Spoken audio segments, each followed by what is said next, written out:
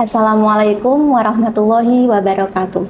Selamat pagi teman-teman, kita kembali lagi di Gender Talk PSGA Unisnu Jepara. Kali ini saya sudah bersama narasumber yang sangat luar biasa.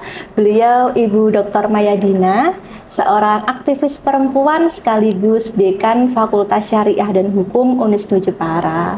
Selamat pagi Ibu. Pagi Mbak. Bagaimana kabarnya Bu? Alhamdulillah baik. Alhamdulillah baik. Pagi hari ini Bu, kita akan berbincang tentang topik yang cukup menarik dan juga sedang ins ya Bu. Tema kita lawan bersama kekerasan gender, dukung ciptakan ruang setara bagi perempuan. Nah, berdasarkan data Bu, aduan tentang kekerasan ke Komnas Perempuan meningkat. Yang awalnya 4.322 kemudian meningkat menjadi 4.377. Yang kalau diasumsikan dalam satu hari itu terdapat 17 aduan. Nah, dari 4.000 sekian kasus Bu, ternyata 3.300 diantaranya tentang kekerasan berbasis gender. Dan kadangkala Bu, kita ini tidak sadar bahwa kita sedang mengalami kekerasan berbasis gender. Menurut Ibu, ciri-ciri dari kekerasan berbasis gender, kemudian langkah yang bisa kita ambil untuk mencegahnya itu seperti apa? Oke, terima kasih. Ya, jadi kalau ditanyakan kekerasan berbasis gender itu apa sih? Jadi simpelnya begini, kekerasan berbasis gender itu adalah kekerasan yang dilakukan karena alasan seks atau gender tertentu dari seseorang itu. Jadi misalnya hanya karena kita ini perempuan gitu ya, kemudian ada orang-orang yang melakukan kekerasan itu bisa berbentuk fisik, psikis ataupun verbal kepada kita hanya karena kita perempuan gitu. Atau juga misalnya ada juga teman-teman kita yang kebetulan mereka transgender gitu ya Mbak ya. Karena di masyarakat itu kan transgender ini masih menjadi sesuatu yang asing gitu ya. Mereka tidak tahu, tidak kenal gitu. Nah, mereka ini juga orang-orang yang sering menjadi sasaran dari kekerasan hanya karena gender mereka. Nah, seperti itu. Nah, termasuk kalau kita bicara tentang KDRT gitu ya, kekerasan dalam rumah tangga yang tadi misalnya di datanya panjenengan yang disebutkan tadi dari Komnas HAM, Komnas Perempuan, itu kan 100% ya, ini 99%-nya ini kan kekerasan yang ada di ranah personal.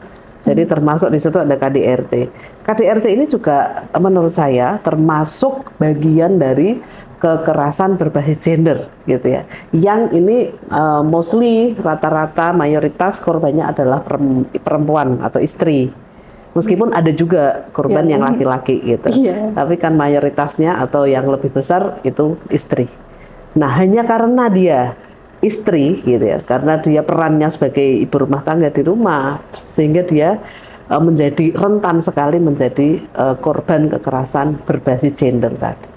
Gitu Mbak. Begini Bu, kemudian langkah-langkah yang bisa kita ambil untuk menghindari atau setidaknya ketika kita menyadari bahwa kita mengalami kekerasan gender, kita harus apa? Oke. Yang pertama tentu saja kita harus sadar bahwa kita menjadi korban gitu ya. Nah, langkah pertama ya speak up ya. Kita harus berani menyuarakan. Kalau kita tidak bisa menangani sendiri, ya kita tentu bisa mencari bantuan-bantuan gitu ya, yang bisa memberikan kita perlindungan gitu. Dan itu biasanya di setiap kabupaten itu kan sudah ada tempat-tempat gitu ya, sudah ada kelembagaan, lembaga-lembaga yang memang mereka berfungsi untuk melakukan perlindungan gitu, perlindungan dan menerima aduan-aduan dari perempuan-perempuan korban kekerasan gitu Mbak. Ya, berarti kita harus berani speak up dulu ketika menyadari bahwa kita ternyata merupakan korban dari kekerasan berbasis gender. Betul. Nah, kalau kita bicara tentang Jepara ya Bu, kota yang identik dengan tokoh tokoh keperempuanan. Mm-mm. Nah, ternyata juga selama tahun 2022 DP3AP2KB juga menerima 50 laporan Iya. yang diantaranya juga ada kekerasan berbasis gender, kemudian KDRT, kemudian penyiksaan dan lain-lain, dan juga kekerasan gender berbasis online, Bu. Iya. Kira-kira menurut Ibu, apa sih Bu faktor yang menyebabkan tingginya angka kekerasan berbasis gender tersebut di Jepara yang notabene terkenal dengan aktivis gendernya gitu ya Bu? Pertanyaan yang menarik ya. Saya kira kenapa sih Jepara itu trennya selalu meningkat gitu ya? Iya. Tren meningkat terkait dengan angka kekerasan terhadap perempuan dan anak ini memang ada dua sisi ya. Yang pertama memang patut disyukuri. Ini karena artinya banyak korban yang mulai sadar gitu. Banyak korban yang tahu, sadar dirinya menjadi korban dan mau melaporkan. Itu patut disyukuri ya Mbak ya. Nah yang kedua, tapi ini juga menjadi keprihatinan bersama gitu. Karena Jepara ini ya kita tahu lah, kalau bicara tentang Jepara itu pasti jumlah penduduk yang haji itu pasti lebih besar dari kabupaten-kabupaten yang lain. Kesadaran mereka untuk beribadah gitu ya.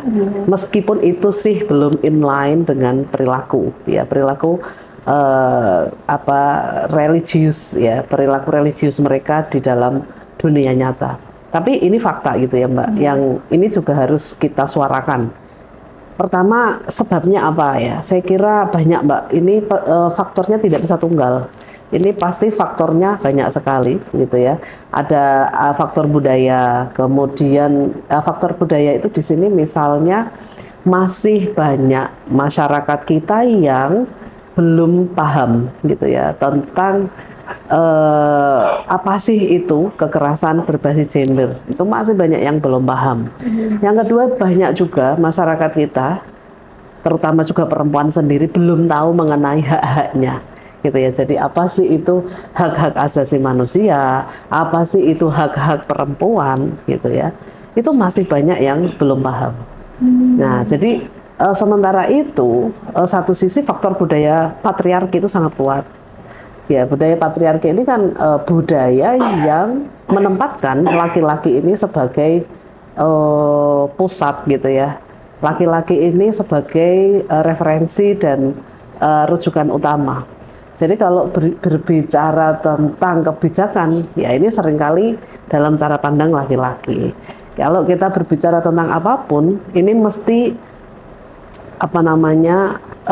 laki-laki yang selalu menjadi nomor satu, yang paling diperhatikan kebutuhannya itu misalnya. Nah ini budaya patriarki itu. Nah jadi budaya patriarki, sementara dari masyarakat sendiri belum memiliki kesadaran dan pemahaman tentang apa itu hak-hak ya, hak-hak asasi manusia, hak-hak perempuan terutama, yang itu bagian dari hak asasi manusia. Ini yang menyebabkan pandangan sebagian masyarakat itu menganggap perempuan itu the second sex gitu. Perempuan itu ya seks kedua, jenis kelamin kedua gitu. Jadi karena dia jenis kelamin kedua, maka kan ada jenis kelamin pertama nih gitu, yang dia lebih superior dibanding perempuan. Itu Mbak, itu yang sangat kuat dan mengakar ya, faktor budaya patriarki gitu. Dan itu kemudian lebih buruknya lagi itu ditambah dengan pemahaman atas teks-teks dan penafsiran teks-teks agama yang masih bias gender gitu. Nah itu turut serta gitu ya. Jadi pertama faktor budaya, kemudian kesadaran perempuan dan juga laki-laki sendiri, ditambah tadi kalau kita sering mendengar ngaji-ngaji gitu ya. Iya, ngaji-ngaji yang di sini masih belum ramah terhadap perempuan gitu Mbak. Di sisi lain, faktor kebijakan juga ikut berkontribusi gitu. Jadi kebijakan kita ini kan ya seringkali mengabaikan kepentingan pengalaman laki-laki dan perempuan secara spesifik gitu. Ya contohnya lah, berapa banyak sih akses publik di Jepara ini yang memperhatikan kebutuhan perempuan, kebutuhan mereka menyusui, berapa banyak akses itu disediakan misalnya.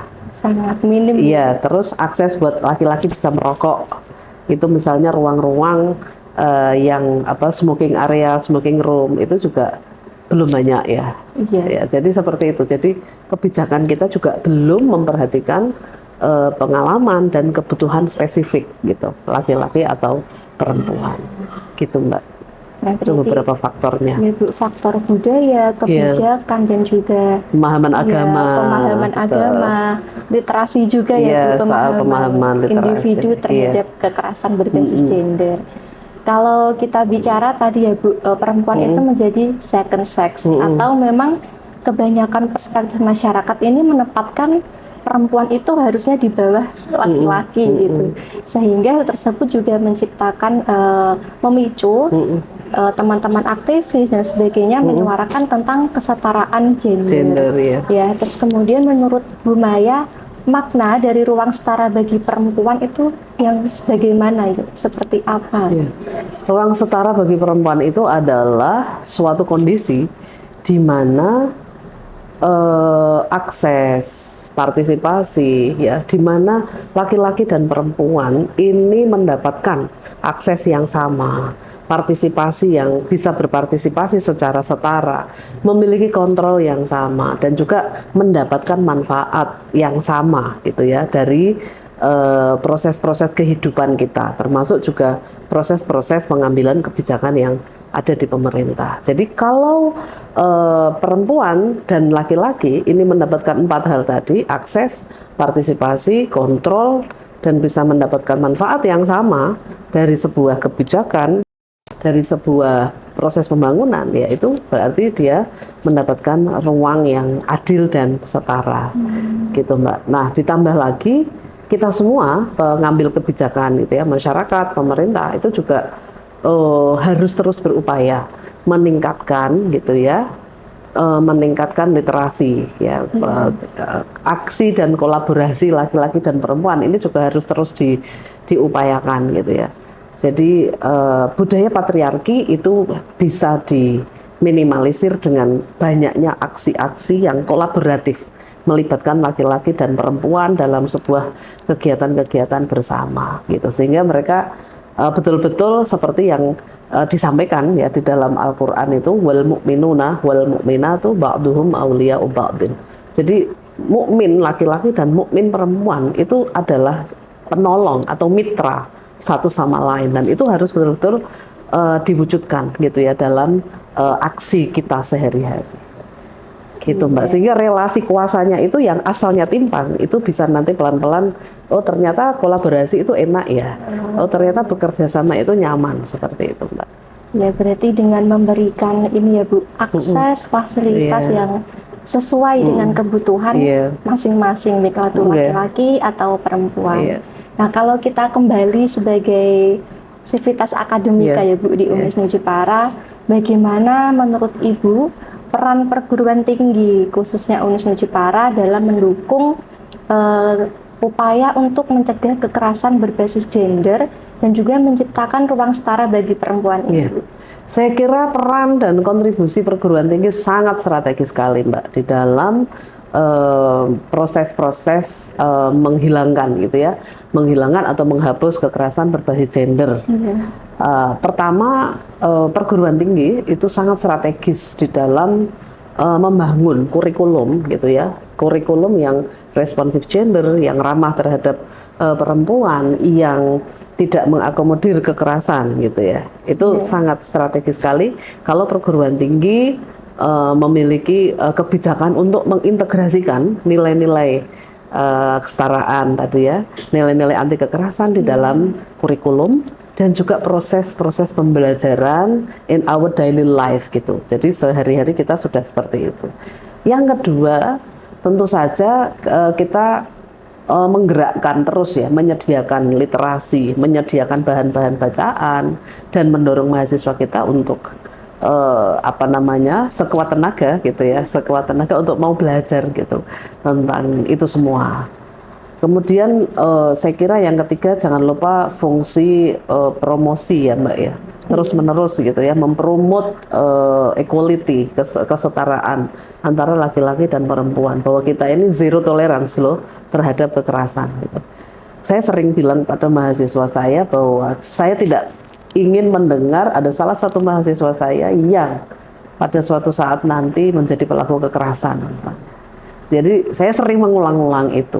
Dan peran perguruan tinggi, dosen-dosen, sivitas akademika saya kira sangat kuat untuk menyampaikan pesan itu kepada mahasiswa sehingga tertanam dalam alam bawah sadar mereka gitu. Karena sering diulang-ulang, kemudian diterapkan ya Bu, pada akhirnya menjadi kebiasaan. Iya, dan integrasi itu di dalam kurikulum dan kebijakan di kampus. Saya kira itu Mbak. Ya, mungkin terakhir Bu, pesan untuk teman-teman mahasiswa agar mereka berani bersuara tentang kekerasan gender dan juga kesetaraan kaum perempuan. Ya, mungkin bagi mahasiswa saya berpesan ya, mungkin saran saya gitu ya, bahwa kita ini laki-laki dan perempuan itu sama gitu ya, kita mulia di hadapan Allah, kita sama-sama sebagai makhluk, sama-sama sebagai hamba, tidak ada manusia yang lebih tinggi dibanding manusia yang lain. Jadi kalau ada teman-teman yang menjadi korban kekerasan berbasis gender, mungkin korban pelecehan seksual, baik itu secara verbal atau fisik gitu ya, atau seksual misalnya, ya ini teman-teman harus berani menyuarakan, harus berani mencari keadilan gitu. Jangan hanya disimpan sendiri. Ini bukan untuk kita saja, tetapi juga untuk generasi-generasi ke depan yang melindungi hak-hak perempuan khususnya dan melindungi hak-hak asasi manusia. Saya kira itu. Baik, terima kasih ya Bu. Teman-teman jangan lupa pesan Bu Maya bahwa kita harus berani bersuara karena ini bukan hanya untuk kita tapi untuk generasi ke depan. Baik, terima kasih Ibu atas waktunya hari ini. Semoga bermanfaat. Oke.